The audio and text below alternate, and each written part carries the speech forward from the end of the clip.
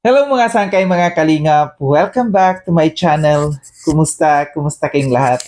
So for today's video, gagawa ko ng reaction patungkol ito dito sa pinag-uusapan ngayon, marami nang gumawa ng reaction patungkol dito sa kay Arjin, no? Totoo nga ba itong ating napanood na live itong Hasang, no, ni Hasang? Isa si Hasang sa mga nasa grupo ng mga bibi. Alam niyo na kung anong ibig sabihin ng bibi, ha? Bahog. B.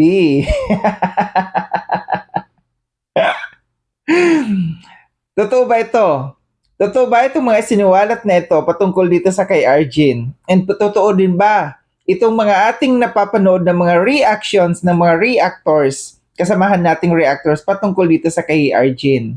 Pero bago ang lahat, no, shoutout muna kay Kuya Val, kay Ate Edna, kay Kalinga Prab, kay Tita Mina Haramilyon, Tita Kong Vayots, kay Manay Tere ng San Diego, California, kay Tita Sal ng Illinois, kay Tita Pia Payne ng Australia, at sa inyong lahat na patuloy na sumusuporta at nagmamahal kay Sangkay, mega love shoutout. Gusto ko lamang pong magpasalamat muna sa inyo, no? Patungkol dun sa kay reaction ko sa kay Chona, no? Nanawagan ako ng mga gustong tumulong kasi papagawa natin yung bubong ni Chona. And thank you so much dito sa kay sa mga tumugon sa aking panawagan, no.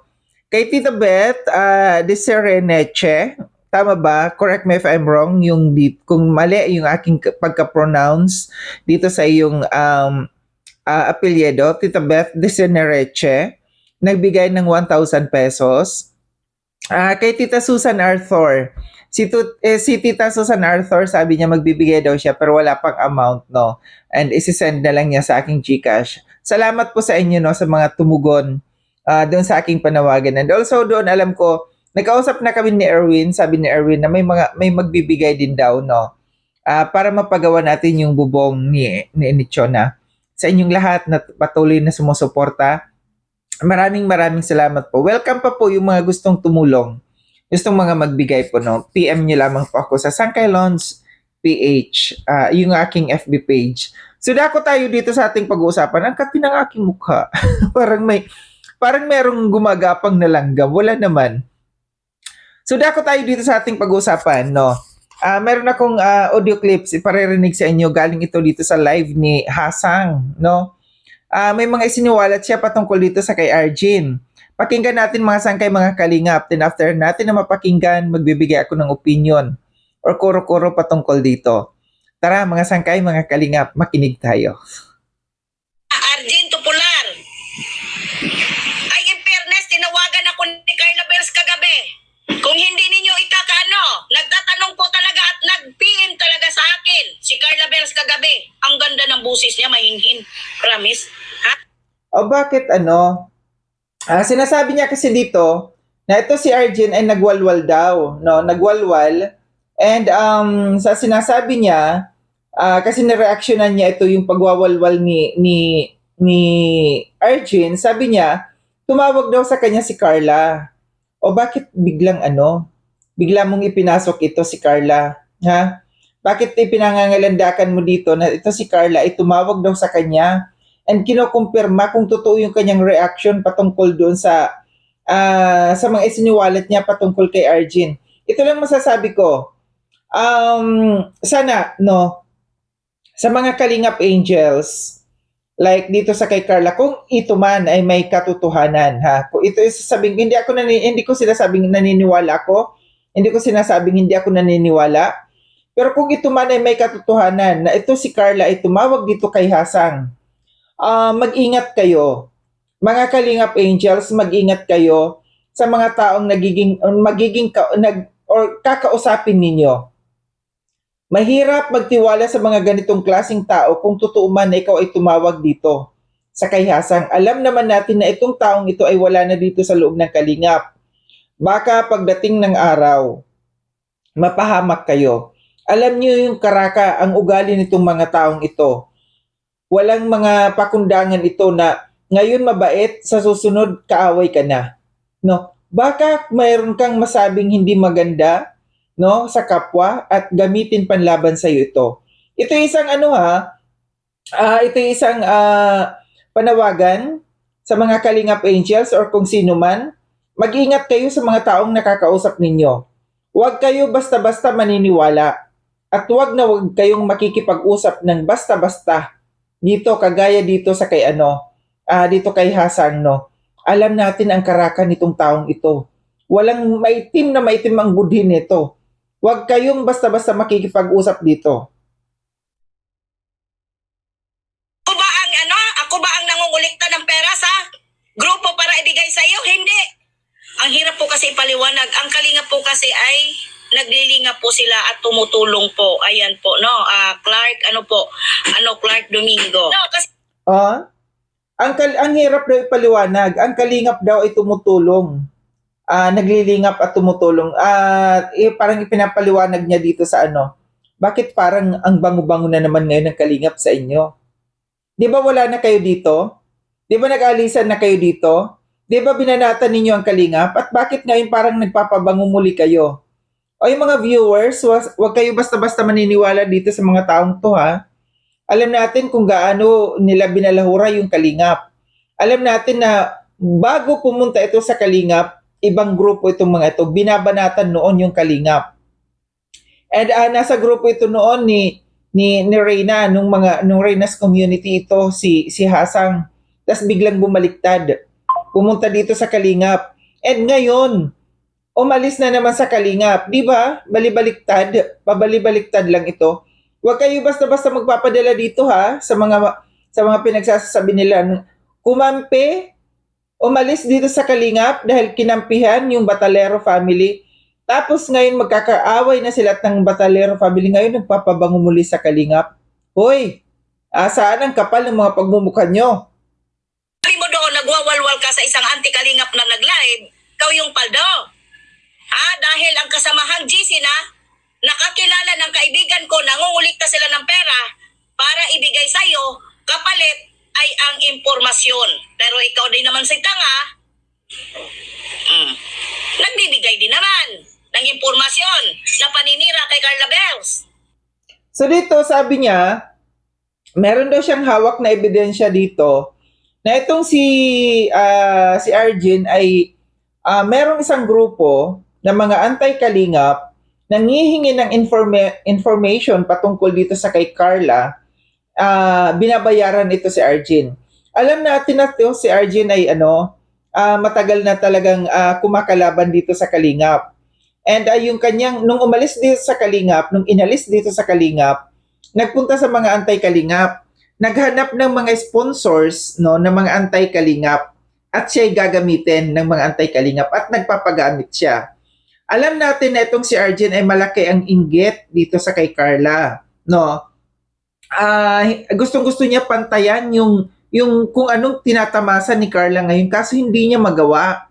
Kaya ang ginagawa niya, alam natin na matagal na niyang binabanatan dito ang Kalingap at saka si Carla dahil nga sa inggit na yung narating ni Carla na hindi niya kayang marating. Kaya magtataka kayo, ha? Tinutulungan dati ng Kalingap si Arjen dahil meron siyang mga nagawa dito, inalis, tinanggal, no? And nagpunta sa mga anti-Kalingap. Naghanap ng mga sponsors. Ibig sabihin, gusto niya talaga na makipagkumpetensya dahil pumunta sa mga anti-Kalingap para makakuha, no, ng pera ng sponsors at para siya'y tulungan. Di ba? Walang ito si Arjen, walang kakontentuhan, no? Nung nandito sa Kalingap. And kitang-kita natin na pinaiiral niya talaga yung inggit niya dito sa kay Carla. Arjen Tupular. Arjen, natamaan sa reaksyon, lumabas. Lumabas, totoo yata na sinisiraan mo si Carla, question mark. Ba't ka nagwawala sa Ba't ka nagwawala sa live ng anti-Kalingap? At isa pa, ito ang pinakamatindi. Piniin ko sa isang kakilala ko. Totoo nga talaga.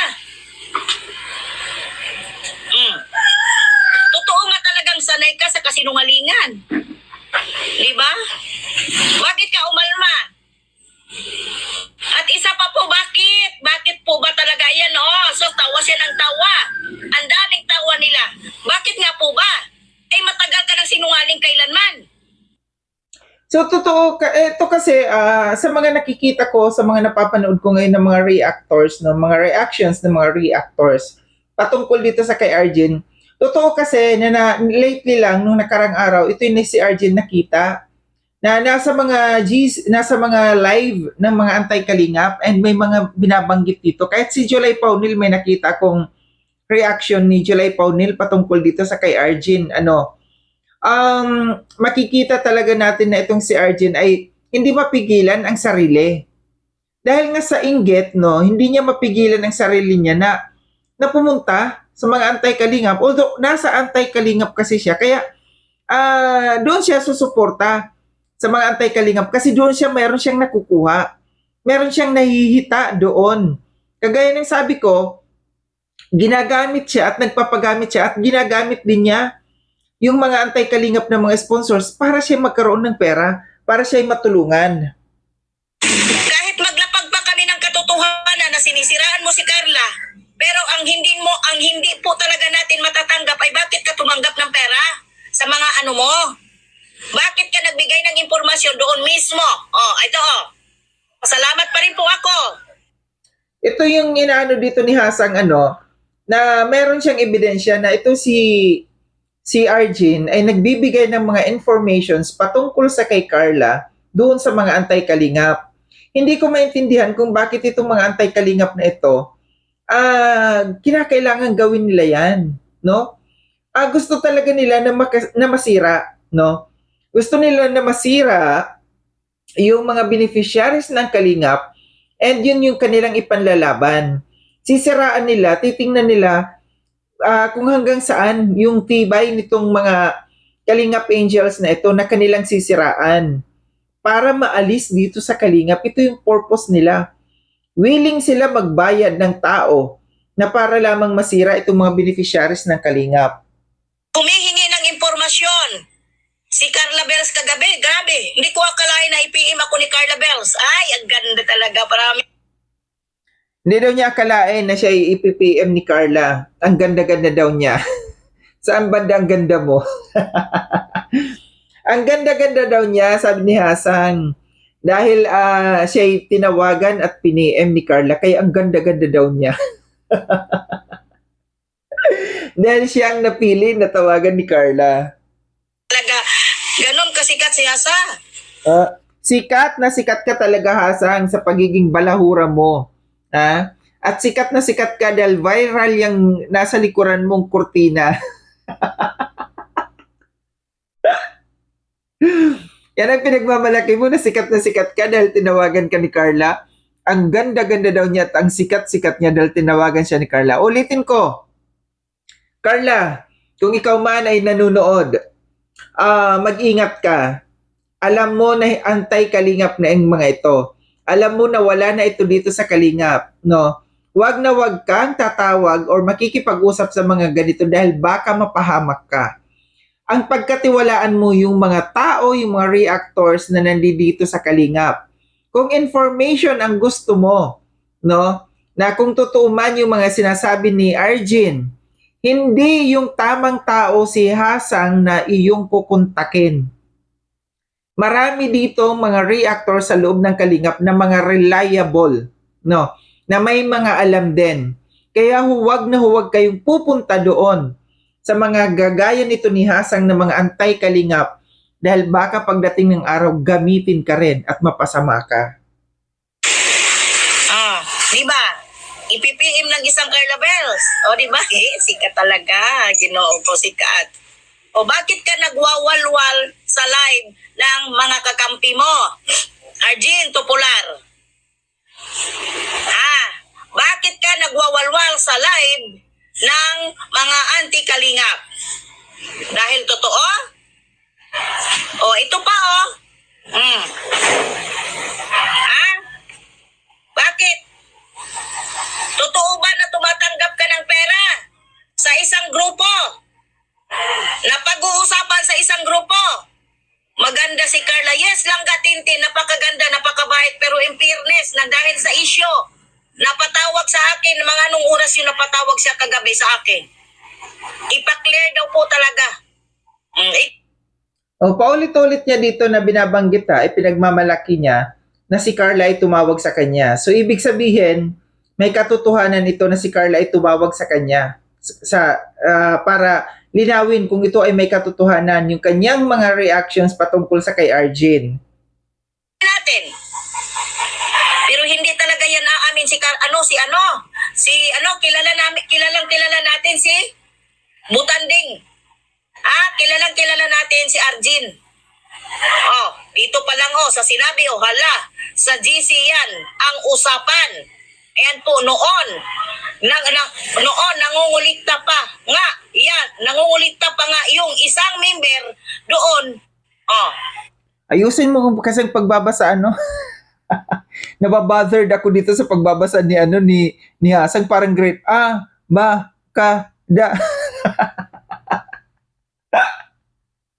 Sa bagay, kahit spelling hindi alam. Magbasa pa kaya. Papagbasahin kayo ito ng English.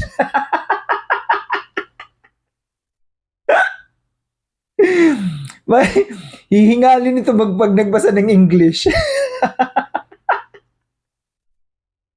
Grade 1 ang dating. Ulit ang isang member doon. Sanay naman magsisinungaling yan.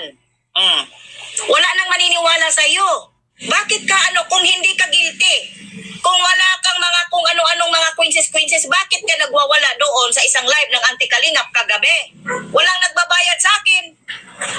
Wala daw nagbabayad sa kanya. Really?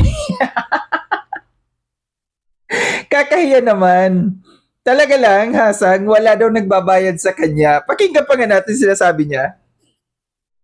Hindi kami tumatanggap ng pera. Hindi ka tumatanggap ng pera? Totoo lang. Memete, man. Memete?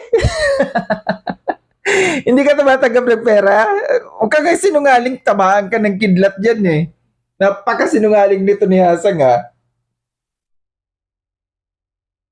Pero nung tumanggap ka ng pera na mayroon kang taong ginamit, pangit po yun, di po ba ma'am? Di ba pangit daw yun pag tumatanggap ng pera na may sinisiraan ka ng tao? Buti alam mo. Pero bakit mo ginagawa yan? Pangit ka na nga, pangit pang ugali. Pangit daw yun, yung ganun. Yung tatanggap ka ng pera, nasisiraan mo yung tao. Di ba? Sinabi man, self. Pangit yan. Pag tayong tatanggap ng pera para siraan ng tao, di ba? Parang, yung ina-advise mo dito sa kay Arjin, advise mo rin sa sarili mo at sa mga kagrupo mo.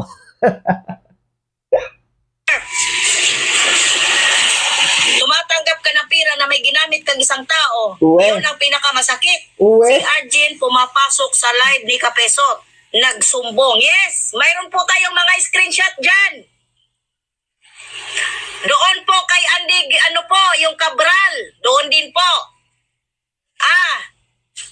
At doon sa Anti-Kalingap na tumboy na dati kong kaaway, doon siya kahapon. Di ba? Di ba, Arjin? Bakit ka nagwawat?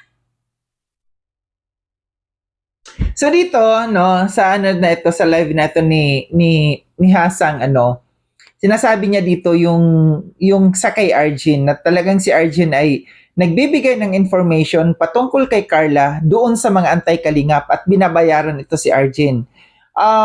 Alam natin na nagiging topic ngayon si Arjin dahil dito sa nakikita kung ano-anong mga sinasabi dito sa mga nagla-live. And hindi na ito bago. Matagal na itong ginagawa ni Arjin, Ito'y re-rebuilde ni Arjin, na hindi siya sumikat kagaya dito sa kay Carla. And si Carla yung kanyang pinupunterya dito dahil nga inggit siya. So nakikita natin yung pagiging inggit talaga. Dapat makontento. Kung anong meron ka. Ngayon na merong nagpapaaral sa'yo, may nagbibigay sa'yo na mga sponsors na Anti-Kalingap, makontento ka na. Tama na, Tama na yung natatanggap mo. Huwag nang maghangad pa ng iba. Dapat dito sa kay Arjin nananahimik, Dahil nasisira siya. Sa totoo lang, sira dito ang pamilya. Buti kung si Arjun lang at saka si Carla ang magkakagalit dito. Paano kung maapektuhan ang mga magulang?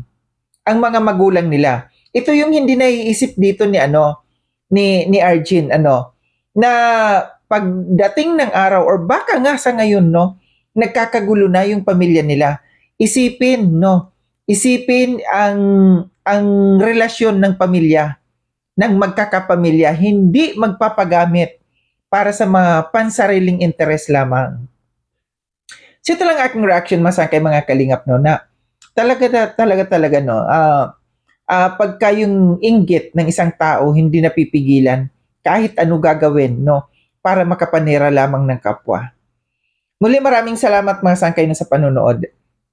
Sa mga hindi pa nakapag-subscribe kay Sangkay Loans, subscribe nyo na po ako. Click yung notification bell para updated kayo sa lahat ng mga videos na aking gagawin. Like and share itong video na itong mga sangkay. Kita-kits tayo ulit sa susunod na video na aking gagawin. Ingat kayo sa ang dako ng mundo mang kinaroroon. Paalam na mga sangkay mga kalingap, paalam.